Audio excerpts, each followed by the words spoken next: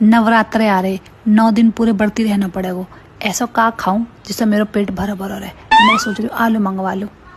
आलू 10 किलो मंगवा लो ना, 20 किलो मंगवा लो, 50 किलो मंगवा लो। 50 किलो सबसे बढ़िया रहेगा, पेट भी बढ़िया भरा रहेगा। बच जाएंगे तो बाद में कम आ जाएंगे। सोचो सेब भी मंगवा ले करूँ, नारियल पानी भी पी ले करूँगी, और तो और अनार भी खाया करूँगी। स्किन का सवाल है, मेरी स्किन खराब ना होनी चाहिए।